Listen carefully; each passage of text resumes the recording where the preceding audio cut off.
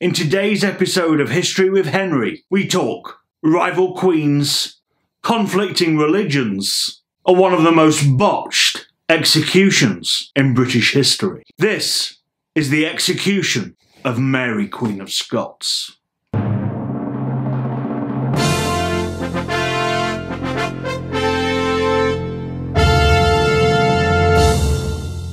Greetings, loyal subjects. Welcome to History with Henry. Mary Queen of Scots was Queen of Scotland. In fact, she'd been queen there since she was just 6 days old. She was a Catholic, and she'd actually spent most of her early life being brought up in France. When her first husband, the French king, died, she returned to Scotland as a young woman. The problem she found when she got there was that most of the lords were Protestant, and they didn't look too favourably on their new young Scottish queen. They preferred the Protestant regent to still rule over them. Matters came to a head when her second husband, the English Lord Darnley, was found murdered.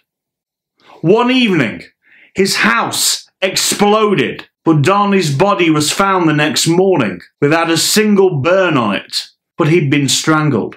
Mary immediately made the problem worse by marrying the man who was the chief suspect in the crime, the Earl of Bothwell. A rebellion soon occurred, which Mary lost. The Protestant lords took her prisoner and placed her in a castle in the middle of a loch. They forced her to abdicate the throne in favour of her young son, James. But Mary always had a charming way about her, especially when it came to men. And she managed to charm the guards in the castle, and they allowed her to escape. Obviously, nowhere in Scotland could provide safety for her, so she fled to the one place where she thought she would be safe, to her cousin Elizabeth's realm of England. Elizabeth promptly locked her up, although she didn't quite call it that. She confined her to various castles and country houses in the north and the Midlands of England. Why did Elizabeth do this? Because Mary always claimed that she was the rightful Queen of England and not Elizabeth. You see, in my will, I had declared Elizabeth illegitimate. Unlike her elder sister when she came to the throne, Elizabeth made no steps to annul that declaration.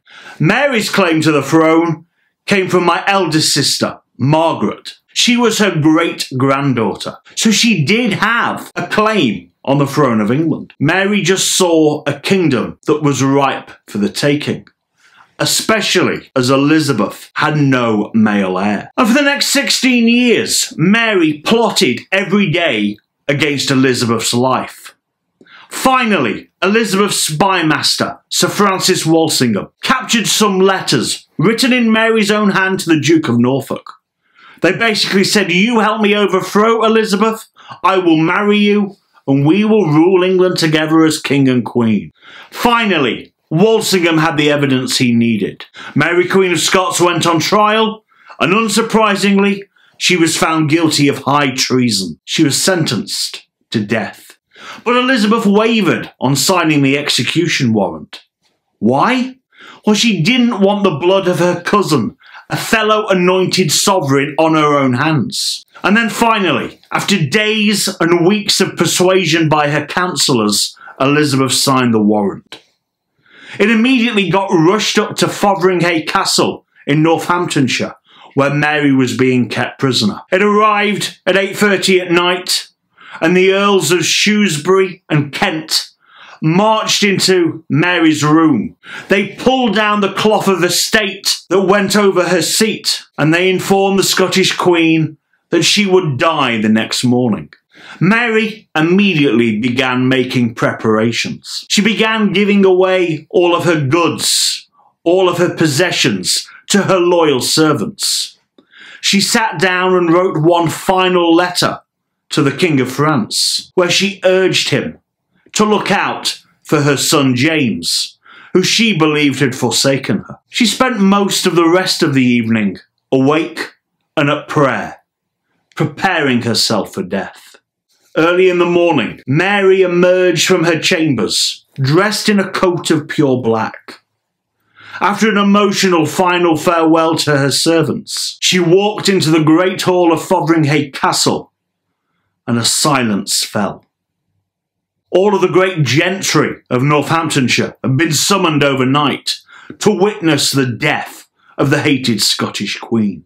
She climbed the small stage that had been constructed overnight and draped in black, and she took her seat in the middle.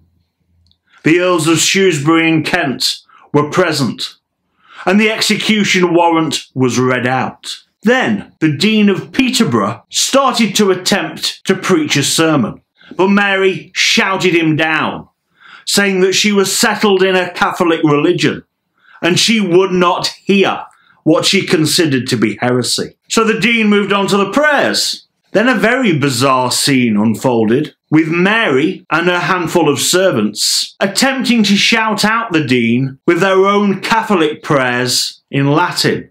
The Dean raised his voice louder still, saying his prayers in English. It became a battle of wills, which ultimately Mary won. The executioners came forward, a man called Bull and his assistant, who'd been dispatched from the Tower specifically for this task.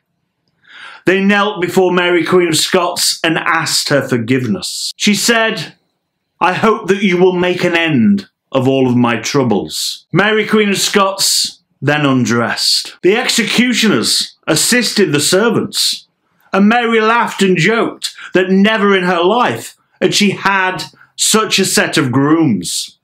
Then there was a loud, audible gasp that went all the way around the Great Hall.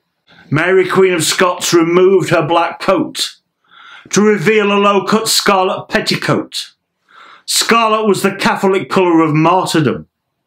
What Mary was saying is she was about to die for the Catholic cause and the Catholic religion. She said one final prayer in Latin. She knelt. One of her ladies came forward and blindfolded her with a white handkerchief.